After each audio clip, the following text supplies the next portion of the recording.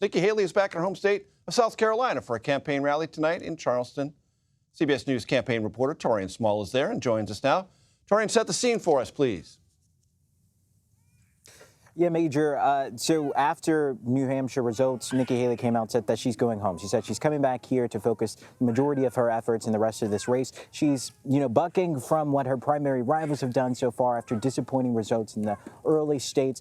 She's deciding to move ahead, investing around $4 million in a TV ad buy across the state. She's putting all of her efforts here because she believes she has a chance. The issue she might face, though, is the fact that Donald Trump is still wildly popular here. I talked to sources within the state Republican Party who tell me that, she has a heavy lift. Donald Trump has done a good job of corralling significant endorsements throughout the state, from the governor, from the U.S. Senator Tim Scott to Representative Nancy Mace. She's looking at that, staring down this big climb as she comes to her home state. I want to mention some reporting that my colleague Olivia Rinaldi did yesterday. She talked to some Trump staffers at his victory party. They said that because she's not dropping out, they're going to Donald Trump will make the rest of this race for her painful. She's been talking about on the race, Nikki Haley, that is, how she's won 2 statewide races here in South Carolina. The most painful thing for her would be losing in her home state. That appears to be the plan from the Trump campaign. Taurean Small from Charleston, South Carolina. We thank you so very much. Rob Godfrey joins us now. He's a former communications director for then Governor Nikki Haley. Rob, you know the big meta question. How is it that Nikki Haley in the next 4 weeks can close the gap and possibly win South Carolina? What she can do is the same thing that she's been doing in Iowa and New Hampshire. Look, these early primary states are tailor-made for a candidate like Nikki Haley, who excels in retail politics.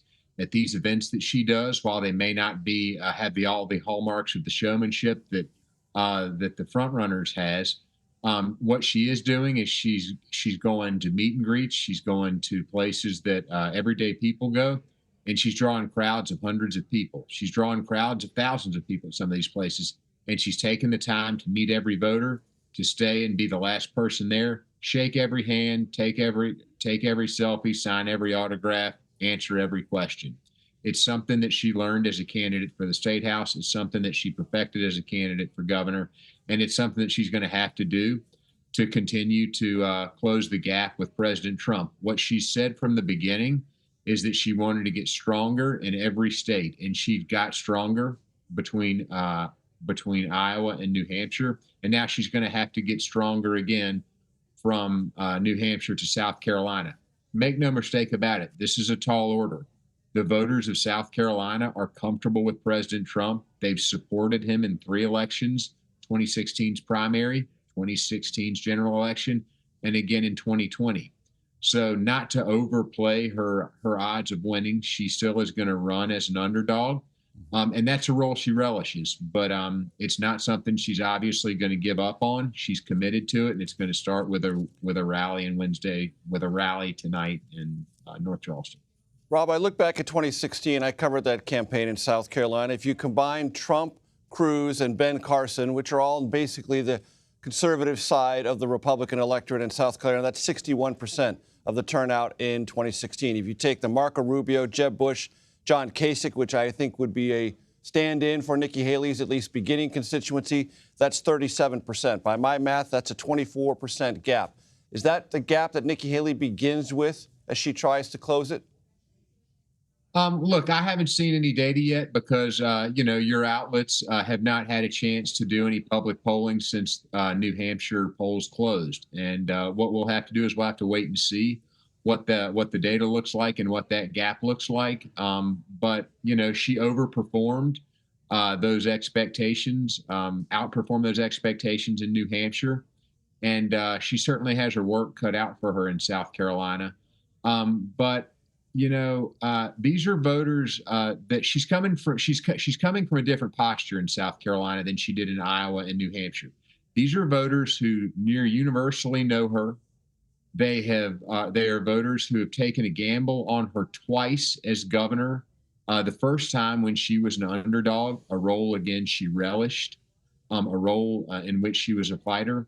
And these are voters that she's going to feel comfortable talking to, seeing again and probably sharpening that contrast between herself and the front runner, her opponent, which she's going to have to do to try to peel away, some of these voters who have supported him in previous elections. Campaigns are about contrasts. That doesn't mean they have to necessarily get nasty. South Carolina, of course, has this legendary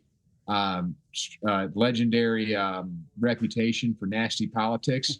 At the end of the day, this campaign will sharpen in terms of contrast, because that's what these things. That doesn't mean it's going to be nasty, but it does mean that these candidates are going to have to sharpen those contrasts with each other to get the job done.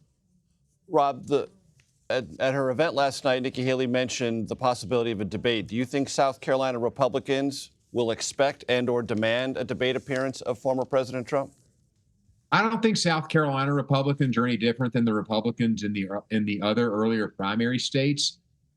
Look, South Carolina has a record since 1980, the inception of the debate, of picking presidents. There's no president that's gone on to the White House on the Republican side. No person has gone on to the presidency from the Republican side without winning South Carolina first. Along with that comes the expectation from voters that they get to look these candidates in the eye, see them face to face, and talk to them about issues and hear them debate. The former president has decided not to debate so far. I don't have any indication. I don't think anyone, in certainly the political class or in the media, have any indication he's going to change that. Right. But they, like the people in Iowa, would certainly like to see, Iowa and New Hampshire, like to see more debates and not fewer. I'd like to ask you about something that Marco Rubio posted on X today, and I was there at the event when Nikki Haley endorsed Marco Rubio's bid for the Republican nomination in 2016. He said Trump is going to be the nominee, and the only question is how much donor money will be wasted in the next 4 weeks. I know there is a relationship there. Some endorsements mean more than others. Factor me the Haley-Rubio relationship as it stands. Look, Senator Rubio is a good senator. He is someone that Governor Haley was enthusiastic to endorse in 2016, and she's somebody that he's worked with. They've worked with together over the course of the years. At the end of the day, I think there is a prevailing sentiment among obviously the Washington chattering class that this race is not as close as perhaps Governor Haley sees it as.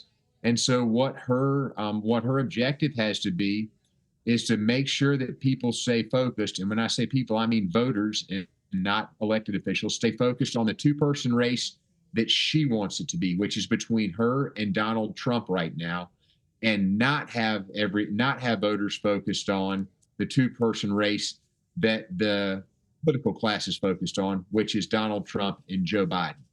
And so, look, the campaign's coming to South Carolina, whether the people on the Hill like it or not.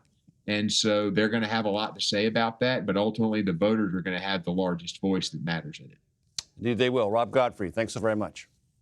Thank you very much, Major.